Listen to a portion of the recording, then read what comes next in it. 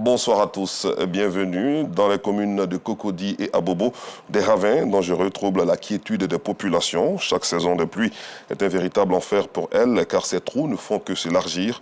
Du mois de juin dernier à ce jour, la situation ne fait qu'empirer. Leurs différentes démarches vers les autorités compétentes n'ont pas porté de fruits. Le cri du cœur de ces riverains dans le dossier de l'ADE signé ce dimanche à Sita Diarra, Enza Traoré, Gilles Tounien et Seydou Ouattara. Rendez-vous donc à 19h30. Et puis la 4e édition de la distinction de l'Ivoirien Nouveau s'est tenue hier dans la commune de Cocody. Cette cérémonie initiée par les observateurs des médias vise à honorer les personnalités qui se sont illustrées par la qualité de leur travail au cours de l'année. Les détails avec nous Sangaré tout à l'heure dans la grande édition. Dans l'actualité nationale également, depuis l'interdiction de la mendicité dans le district autonome d'Abidjan par le ministre-gouverneur depuis le mois d'avril dernier, l'on constate toujours que les mendiants continuent de s'installer aux différents carrefours de la capitale économique ivoirienne pour mener leurs activités, une chose qui n'honore pas la ville. C'est donc le constat de Théodore Zozo.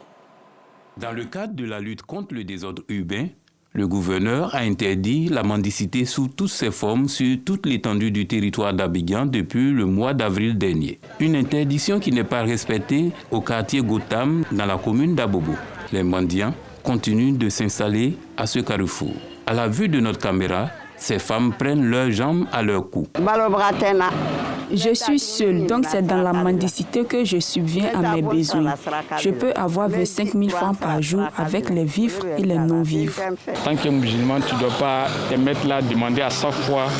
Tu vas aller travailler, tu vas aller faire quelque chose. Quand ils ont interdit, moi j'étais content franchement de ne pas avoir les mendiants partout, traîner au bord des routes et puis dans les mosquées. C'était bien au début, mais on constate qu'ils auraient commencé à se mettre partout. À quelques kilomètres de là, aux deux plateaux, commune de Cocody, à ce carrefour, des mendiants y sont installés. Tous muets face à notre micro.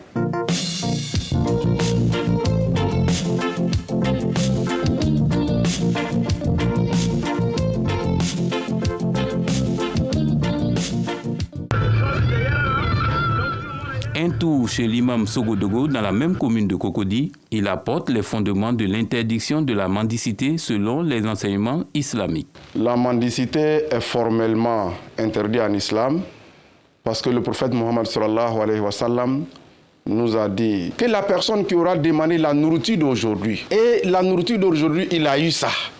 Et il est resté dans ça, il a demandé encore la nourriture de demain. Que cette personne-là, s'il meurt cette nuit, qu'il va partir en enfer. Parce qu'il aura demandé la nourriture de 2 jours.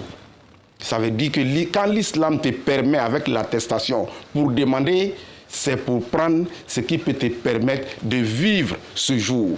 Le guide religieux relève également les raisons qui peuvent amener le musulman à mendier. Il y a des gens qui ont demandé au prophète Mohammed sallallahu alayhi wa sallam que si c'est difficile même pour le musulman d'avoir de quoi manger, de quoi faire nourrir sa famille, est-ce qu'il a le droit de commander?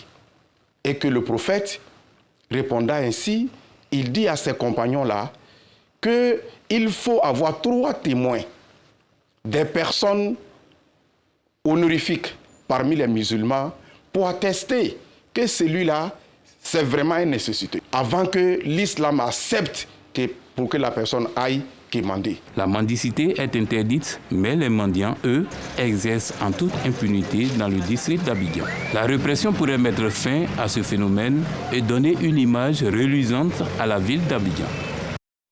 Parlons culture à présent dans le cadre du lancement officiel de la 3e édition du festival Abidjan Ciné Scratch. Une conférence de presse a été organisée dans la commune de Cocody ce week-end.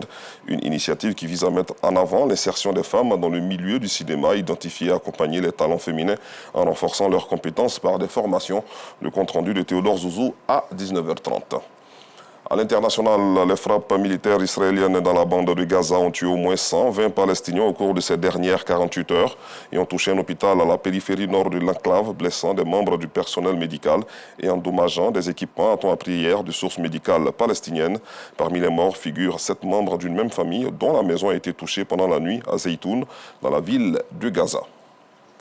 Toujours dans cette partie du monde, un homme a été abattu ce dimanche après avoir ouvert le feu sur des forces de sécurité dans le quartier de l'ambassade d'Israël à Amman, la capitale de la Jordanie. 3 membres des services de sécurité jordaniens ont été blessés, a également annoncé l'agence officielle Petra.